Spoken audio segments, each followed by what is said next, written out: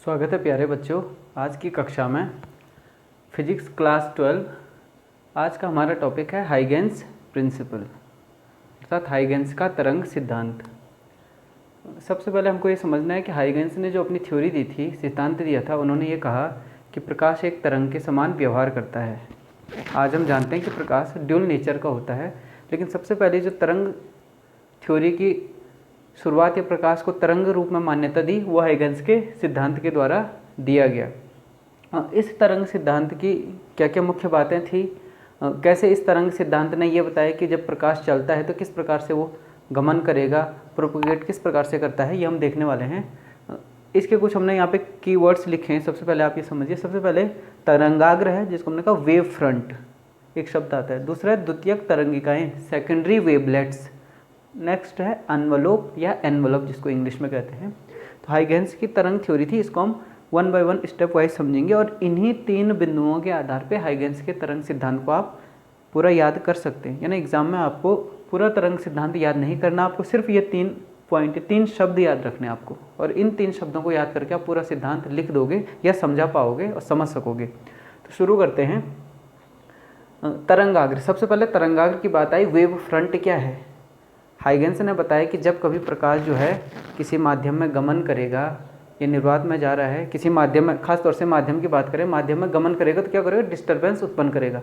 तो प्रकाश जो है, अब माध्यम में भिन्न भिन्न बिंदु हैं, ऐसे बिंदु जो उस प्रकाश स्रोत से एक निश्चित दूरी पर, यानी बराबर दूरी पर हैं सभी बिंदु, उन सभी बिंदुओं पर प्रकाश समान समय पर पहुँचेगा।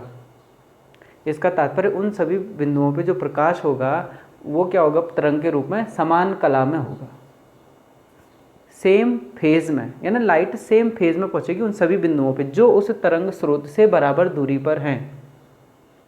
ठीक, क्योंकि प्रकाश एक स्पीड से चलेगा। एक होमोजीनियस माध्यम की हम बात कर रहे हैं कि ऐसा माध्यम जिसके सभी डायरेक्शन में गुण समान हैं, तो उस माध्यम में प्रकाश जो है बिंदु स्रोत से या किसी स्रोत से समान दूरी पर जितने भी बिंदु हैं, सभी बिंदुओं पर एक बराबर समय में पहुंचेगा। और ऐसे बिंदु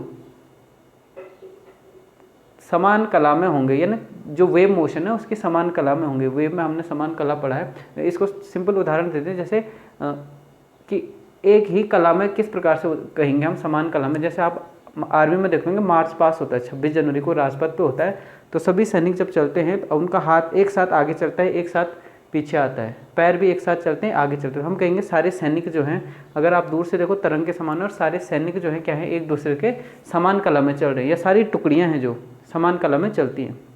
ये आप सिंपल समझो कि तरंग में समान कला क्या होगी।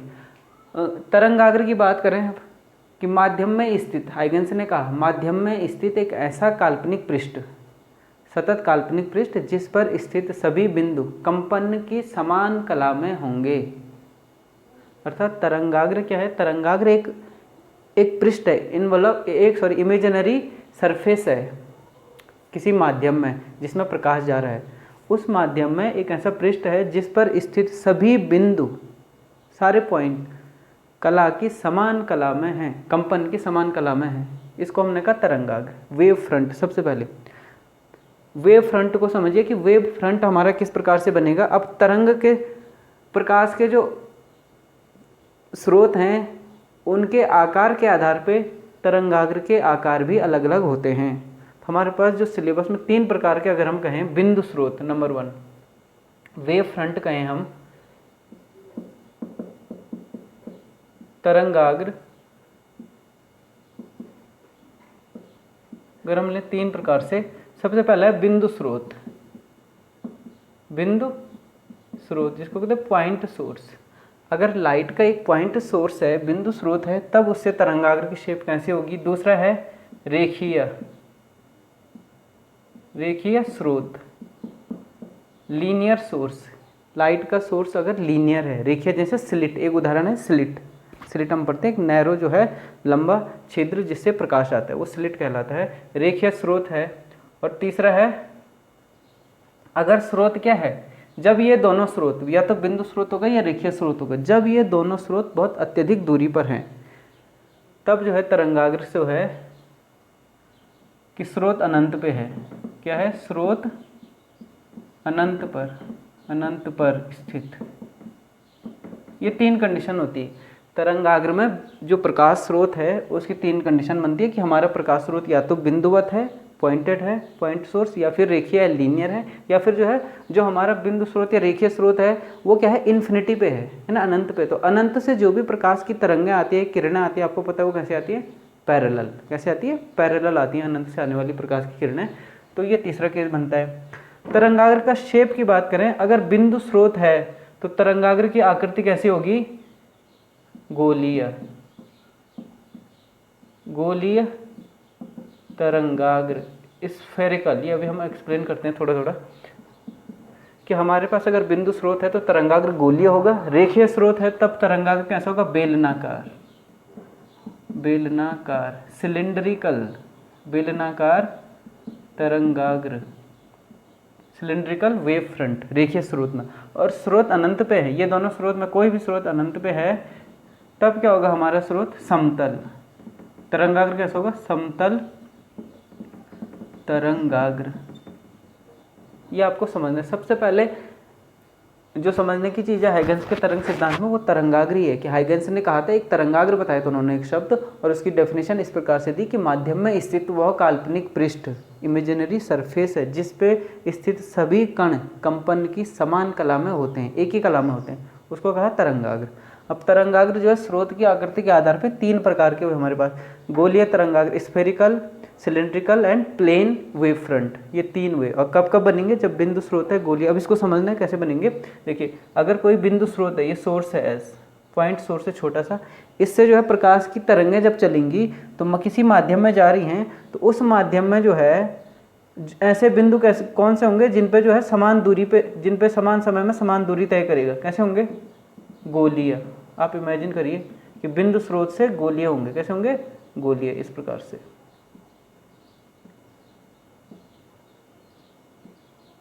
गोलीय तरंगाग्र,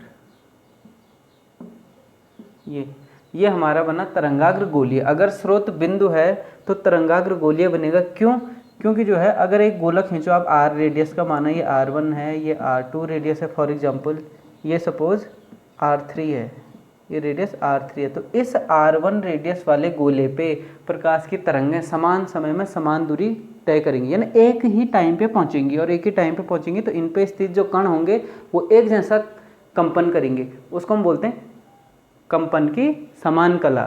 तो इसमें स्थित सभी कण, इस वाले पहले वाले में स्थित सभी कण कंपन की समान कला में है, ये वाले सभी कण कंपन की समान कला में, और ये वाले सभी कण कंपन की समान कला में। हाँ, इसकी कला और इसकी कला में क्या होगा, अंतर हो सकता है। इसकी कला इसकी कला में डेफिनेटली अंतर होगा ही अंतर, क्योंकि वो अलग अलग दूरी तय करके आ रहे हैं। तो ये हमारे पास था कि तरंग जब स्रोत बिंदुवत है प्रकाश का, तब हमारे पास तरंगाग्र की आकृति कैसी आएगी, गोलीय आएगी। ये क्लियर है। दूसरा बेलनाकार में, बेलनाकार में कब होगा, रेखीय। हमारे पास स्रोत है रेखीय, प्रकाश का स्रोत रेखीय है, और इससे जो है प्रकाश की किरणें सभी दिशाओं में चल रही हैं। इस प्रकार से रेखीय स्रोत है, प्रकाश की किरणें सभी दिशाओं में चलेंगी। स्रोत से कोई भी स्रोत है हमारे पास तरंग का, उसमें तरंगें जो चलेंगी क्या करेंगी, सभी संभव दिशाओं में चलेंगी, जैसे यहाँ चली, इस प्रकार से। तब उन्होंने कहा कि जो इस प्रकार से आप देखिए, इसमें जो है ऐसा पृष्ठ कौन सा होगा जिस पे स्थित सभी कण कंपन की समान कला में होंगे। स्फेरिक, बेलनाकार, ये थोड़ा बेलन सही नहीं बना है, बेलनाकार एक रेखीय, ये है रेखीय छिद्र है, इस पे आप इमेजिन करिए प्रकाश किरणें निकल रही हैं, तो जितने आप इसके चारों ओर बेलन बनाएंगे, इसको सेंटर में मानते हुए बेलन बनाएंगे आप, काल्पनिक बेलन की कल्पना कीजिए, तो उन सभी बेलनों के पृष्ठ पे, वक्र पृष्ठ पे जो है प्रकाश की किरणें समान समय में पहुंचेंगी।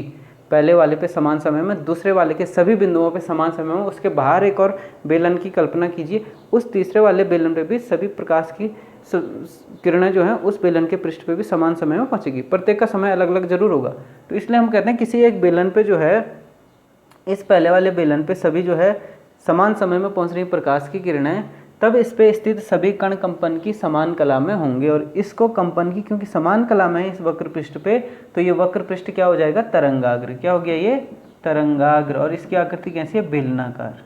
ये हमारा बेलनाकार तरंगाग्र हो गया। ये बेलनाकार तरंगाग्र, ये गोलीय तरंगाग्र। बिंदु सोर्स, यहाँ पे सोर्स क्या है, रेखीय सोर्स है, लीनियर सोर्स, बेलनाकार। दूसरा समतल, इसी में एक और चीज़ करनी है, किरण। एक और शब्द उन्होंने कहा, हाइगेंस ने किरण को डिफाइन किया था, रे ऑफ लाइट। किरण क्या होगा? किरण सदैव तरंगाग्र के लंबवत होती है। हाइगेंस ने यह चीज़ भी डिफाइन कर दी। जब उन्होंने थ्योरी दी, थ्योरी में उन्होंने सारे शब्दों को क्लियरली परिभाषित कर दिया है। उन्होंने कहा किरण होती है एक, किरण क्या होगी? सदैव तरंगाग्र के लंबवत होती है। तो यहाँ पे देखिए तरंगाग्र कैसा आपका स्फेरिकल, तो किरण कैसी होगी? रेखीय, रेडियल। किरणें जाहिर सी बात है रेडियस की डायरेक्शन में होंगी, क्योंकि जो है किसी स्फीयर की रेडियस उसके पृष्ठ पे क्या होती है? परपेंडिकुलर होती है। तो यहाँ पे किरणें क्या हो गई? त्रिज्यता किरणें हो गई। बेलन के केस में भी किरणें कैसी होंगी? त्रिज्यता। ये इस बेलन के वक्र पृष्ठ पे त्रिज्यता रेडियल ये किरण आएंगी। किरणें हमेशा तरंगाग्र के लंबवत होनी है, और तरंगाग्र एक पृष्ठ है, तो पृष्ठ के लंबवत क्या होगी? किरणों की डायरेक्शन होगी। यानी प्रकाश प्रोपोगेट करेगा तो किरण के अलोंग करेगा। हाइगेंस ने कहा था कि प्रकाश जो है गमन करेगा, किरण के अनुदिश करेगा, ऊर्जा का संचरण होगा किरण के अनुदिश। तो किरण की दिशा ऐसे मिल गई हमको। ये तरंगाग्र व गोलीय हो गया, बेलनाकार हो गया। अब आते हैं समतल तरंगाग्र। हाइगेंस ने कहा यदि इन दोनों में से कोई भी स्रोत बिंदु हो या रेखीय हो, अनंत पे है, और आप जानते हैं अनंत से प्रकाश की किरणें आती है पैरेलल आती हैं। कैसे आती हैं? पैरेलल। तो अनंत से अगर कोई स्रोत है तो प्रकाश की किरण कैसी होगी? पैरेलल। ये हमने कहा किरण कह दी, ठीक है। स्रोत अनंत पे, स्रोत अनंत पर प्रकाश स्रोत। तीसरे के लिए देखिए, प्रकाश स्रोत अनंत पे, प्रकाश स्रोत अनंत पे है तो उससे आने वाली किरणें क्या होंगी? पैरेलल होंगी। किरणें पैरेलल हैं तब जो है तरंगाग्र कैसा होगा? इन पैरेलल किरणों के परपेंडिकुलर। कैसे होगा? इनके परपेंडिकुलर, क्योंकि किरणों ने तरंगाग्र के क्या होना है? परपेंडिकुलर होना है। और ये किस प्रकार से आएगा? समतल। किस प्रकार से आएगा? समतल। तो यहाँ से आने वाली किरणें भी समांतर होती हैं, और तरंगाग्र भी कैसा बनेगा? समतल तरंगाग्र, प्लेन वेव फ्रंट,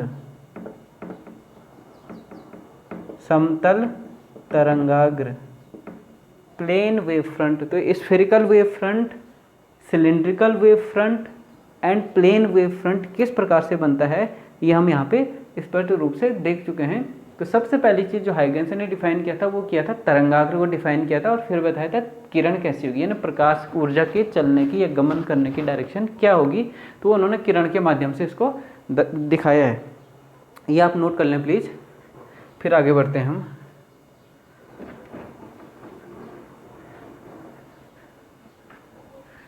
तरंग सिद्धांत में हाइगेंस के आगे, इससे आगे वीडियो में हम पढ़ेंगे आने वाले वीडियोस में कि तरंग सिद्धांत, हाइगेंस के तरंग सिद्धांत के आधार पर परावर्तन और अपवर्तन की व्याख्या किस प्रकार से की गई। और इसने इस्टेब्लिश किया कि लाइट एक क्या है? वेव है। हाइगेंस की थ्योरी कहती है लाइट एक वेव है, उसको उन्होंने इस प्रकार से डिफाइन किया। तो सबसे पहली चीज़ थी वेव फ्रंट। तरंगाग्र किस प्रकार से हुआ वो हमने कह दिया, इस प्रकार से होगा, उसकी डायरेक्शन हमने निकाल दी, प्लेन वेव फ्रंट। तो वेव फ्रंट एक पृष्ठ है मीडियम में, किसी माध्यम में, जिसपे क्या है? सभी कण क्या है? जिसपे कंपन की समान कला में है। ये तरंगाग्र हुआ। अब हम आगे चलते हैं, अब सीधा चलते हैं हाइगेंस के तरंग सिद्धांत पे कि हाइगेंस ने तरंग सिद्धांत किस प्रकार से अपना दिया है। हाइगेंस ने ये कहा, एक हाइपोथेसिस थी उनकी। बेसिकली ये तरंग सिद्धांत क्या कर रहा है कि प्रकाश किरणों के गमन की जो है कुछ समय बाद एक जो ज्योमेट्रिकल स्थिति है वो कैसे हम बताएंगे कि प्रकाश किरण अगले कुछ समय में कहाँ पे होगी, किस प्रकार से होगी, किस प्रकार मूवमेंट करेगी, वो इस थ्योरी में कहते हैं वो। तो सबसे पहली चीज़ इस थ्योरी में आ गई तरंगाग्र। जब हम कहेंगे पेपर में आता है हाइगेंस के तरंग सिद्धांत को समझाइए या तरंग सिद्धांत को लिखिए, तो सबसे पहले शब्द हम लिखेंगे तरंगाग्र। माध्यम में स्थित ऐसा कण जो कंपन की, जिस पर स्थित सभी बिंदु कंपन की समान कला में होते हैं, तरंगाग्र कहलाता है। दूसरा पॉइंट ये क्लियर हो गया। दूसरे पॉइंट में हम लिखेंगे, पहला पॉइंट क्लियर, दूसरा पॉइंट द्वितीयक तरंगिकाएं। हाइगेंस ने कहा था कि तरंगाग्र पर स्थित सभी कण नए तरंग स्रोत की भांति कार्य करते हैं। उन्होंने कहा तरंगाग्र पर स्थित सभी कण नए तरंग स्रोत की भांति कार्य करते हैं। ये था, उन्होंने कहा, पहला कहा तरंगाग्र होगा एक, फिर उन्होंने कहा तरंगाग्र पे जितने भी बिंदु हैं, जितने भी कण हैं, पॉइंट है, कण या ना पॉइंट, कण अथवा बिंदु, जितने भी कण हैं या पॉइंट हैं वो नए तरंग स्रोत की भांति कार्य करेंगे, जिनसे क्या होगा, जिनसे द्वितीयक तरंगिकाएं माध्यम में सभी दिशाओं में प्रकाश की चाल से चलती हैं, या प्राथमिक तरंग की चाल से चलती हैं, प्रकाश की चाल से चलती हैं। बस ये लिखना, आपको ये याद हो गया। द्वितीयक तरंगिकाएं, सेकेंडरी वेवलेट क्या है, सेकेंडरी वेवलेट है जो वेव फ्रंट है उस पे स्थित जो बिंदु स्रोत हैं उनसे निकलने वाली तरंग, उनसे निकलने वाली जो छोटी छोटी तरंग है उन्हीं को क्या कहा, द्वितीयक तरंगिकाएं। प्राथमिक तरंग क्या हो गई, जो जिस पे तरंगाग्र बन रहा है, जिसके कारण तरंगाग्र बन रहा है, इसको प्राथमिक तरंगाग्र भी कहते हैं, प्राथमिक तरंग भी कहते हैं। तो उनकी वेलोसिटी और द्वितीयक तरंगिकाओं की वेलोसिटी क्या होगी, सेम होगी। प्राथमिक तरंग और द्वितीयक तरंगिकाओं की वेलोसिटी उन्होंने कहा सेम होगी, और ये द्वितीयक तरंगिकाएं सभी दिशाओं में प्रकाश की चाल से चलेंगी। अच्छा, इनके आकार की बात, इनके शेप की बात करेंगे, कैसा होगा, द्वितीयक तरंगिकाएं कैसी होंगी, शेप कहाँ से निकल रही है, बिंदु से, तरंगाग्र पे स्थित बिंदु से, और बिंदु से जो तरंगिकाएं निकलती है वो कैसी होती है, गोलाकार। कैसी होती है, वेव फ्रंट कैसे बनेगा, जो वेव फ्रंट बनेगा ना उस बिंदु से, तरंगाग्र जो बनेगा वो कैसा बनेगा, गोलाकार, गोलीय। तो द्वितीयक तरंगिकाओं का आकार सदैव कैसा होता है, गोलीय, गोलीय तरंगिकाएं, गोलीय तरंगाग्र बनेगा। इनसे जो तरंगाग्र बनेगा वो गोलीय बनेगा हमेशा। ये दूसरा पॉइंट है उनका कि द्वितीयक तरंगिकाएं निकलती हैं। तो हाइगेंस ने कहा कि तरंगाग्र पे स्थित सभी कण एक नया तरंग स्रोत, बिल्कुल नया तरंग स्रोत, जैसे पहले तरंग स्रोत था उसकी भांति व्यवहार करते हैं, जिनसे सभी संभव दिशाओं में प्राथमिक तरंग की चाल से जो है तरंग आगे बढ़ती है। तीसरा हमने लिखा है, तीसरे में अनवलोप, ये वेव फ्रंट। तो ये क्या होता है, किसी क्षण पर या किसी समय पर, किसी समय द्वितीयक तरंगिकाओं को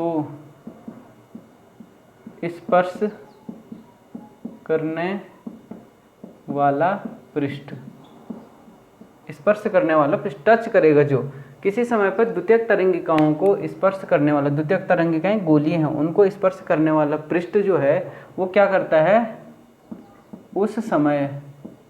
उस समय तरंगाग्र की नई स्थिति को व्यक्त करता है। क्लियर। किसी समय द्वितीयक तरंगिकाओं को टच करने वाला जो पृष्ठ है वो उस समय तरंगाग्र की नई स्थिति को व्यक्त करता है। हाइगेंस ने किरण के रूप में डायरेक्ट नहीं बोला था, किरण को उन्होंने डिफाइन कर दिया, उसके बाद वो तरंगाग्र के रूप में ही चले, हमेशा वेव फ्रंट के रूप में ही चले। तो उन्होंने कहा जो वेव फ्रंट को स्पष्ट इस पर टच करने वाला पृष्ठ है वो जो है वेव फ्रंट की नई पोजीशन बताएगा। हमको वेव फ्रंट मिल गया है तो उसके परपेंडिकुलर हमको रे भी मिल जाएगी किसी समय पे।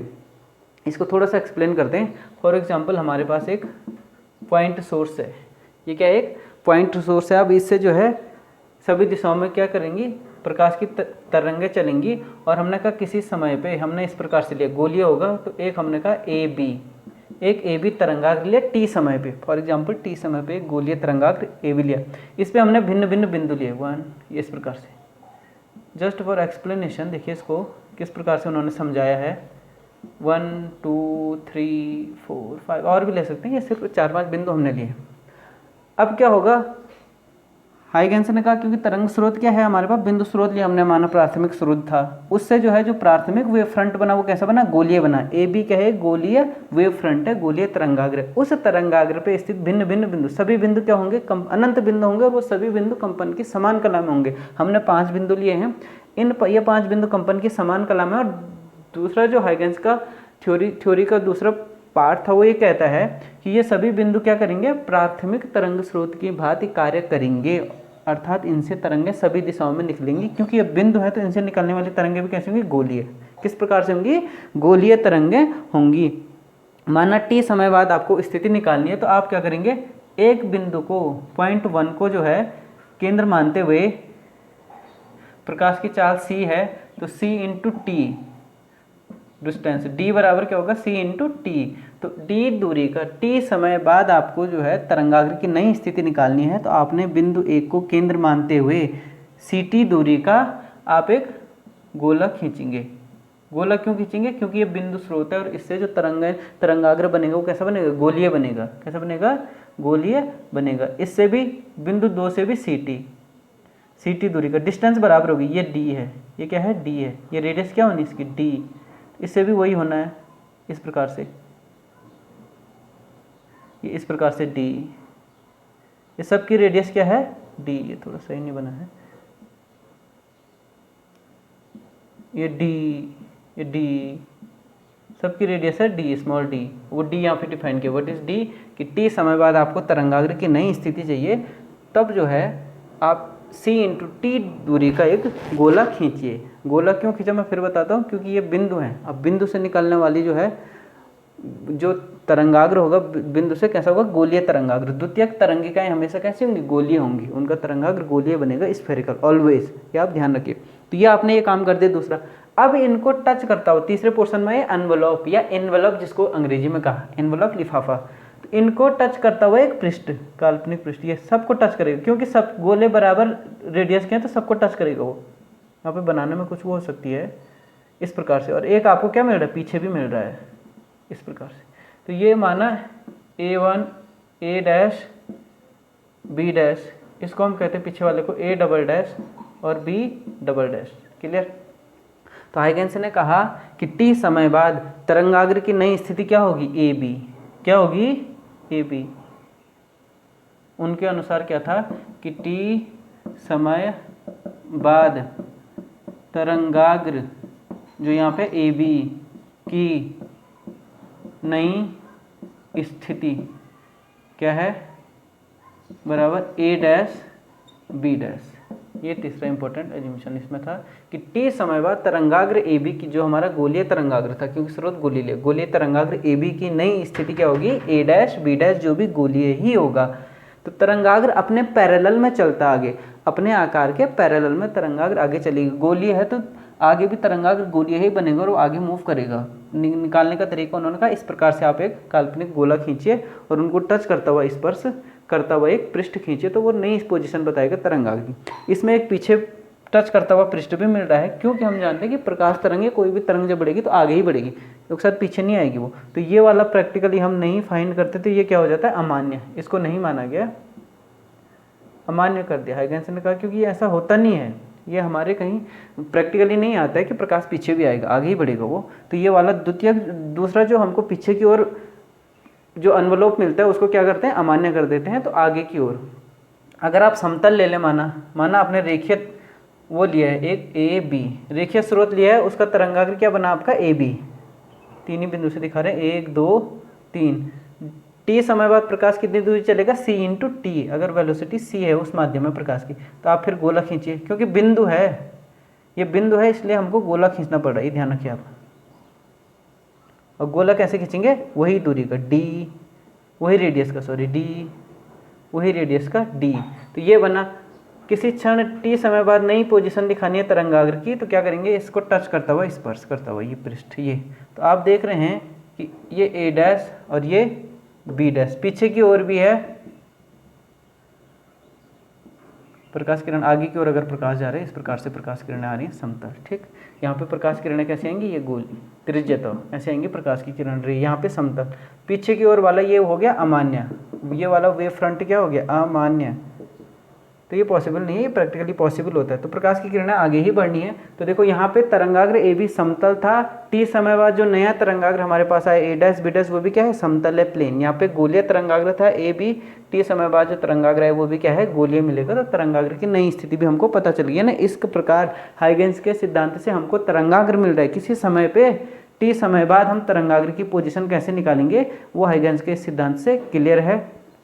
इस प्रकार से हमको हाइगेंस के सिद्धांत द्वारा प्रकाश के प्रोपोगेशन के बारे में पता चलता है। ये तीन शब्द आप याद रखिए, तरंगाग्र, द्वितीयक तरंगिका और एनवलप। पेपर में आता है, 3 पॉइंट को आपने लिख देना सिंपली। बहुत ज़्यादा एक्सप्लेन करने को आता है तब उसको आप बड़ा कीजिए, अदरवाइज जो है सिंपल 2-2 3-3 लाइन में आपका ये पूरी थ्योरी आ जाएगी हाइगेंस की। पहला तरंगाग्र को डिफाइन कर दीजिए पहले पॉइंट में, ये सिर्फ बोलता है तरंगाग्र।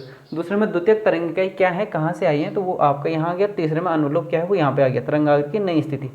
3 पॉइंट यहाँ पे, 3 बिंदु याद रखिए आप केवल, और हाइगेंस का तरंग सिद्धांत क्लियर लिखने की जहाँ तक बात है। बाकी थ्योरी के लिए हमारे पास काफ़ी सपोर्ट है। ये आप इस प्रकार से डायग्राम बनाइए।